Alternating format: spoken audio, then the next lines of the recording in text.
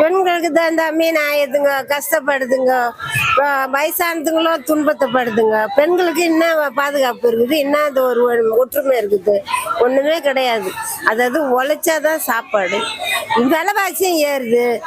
எந்த மக்கள் எப்படி பொழைக்கிறது? டீசல் விலை, கேஸு, இதுக்கெல்லாம் இப்போ ரொம்ப துன்பமாகி போயிடுச்சு. எப்படி பொழைக்கிறது ஜனங்க? கடல்லையும் ஒண்ணுமே ரொம்ப கஷ்டமா இருக்குது. அதுங்க எடுத்துன்னு வர பொருளும் விற்பனை ஆனாதானே அந்த பொழைக்கிறது. அதுவும் இப்போ முடியல. எப்படி போறது, என்ன செய்யறதுன்னு ஒண்ணுமே புரியல. ஜனங்க தத்தளிக்குதுங்க.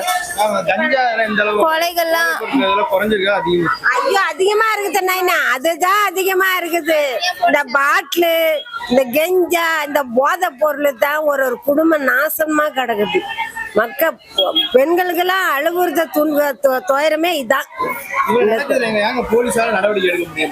ஏன்னா போலீஸுக்கு கொஞ்சம் பணம் கொடுத்துட்டு அவங்க என்னத்த நடவடிக்கை எடுக்க போறாங்க? இப்ப நான் பொருளை விற்கிறேன், நான் என்ன கொஞ்சம் அதுவும் கட்டிட்டுனா சரியா போச்சு. அவங்க என்னத்த எடுக்க போறாங்க? அவங்க மேல நம்ம குற்றம் சொல்றது தப்பு. அவங்க தான் முதல்ல அவங்க கையில் நீட்டிடுறாங்கல்ல. என்னென்ன நடவடிக்கை எல்லாம் எடுத்தா இதெல்லாம் கட்டுப்படுத்தலாம்? என்ன நடவடிக்கைன்னா இந்த போதை பொருள் அடக்கணும், பாட்டில் அடக்கணும். இது அடங்குனுச்சுன்னா குடும்பம், பொண்ணு, குழந்தை, குட்டி அவங்க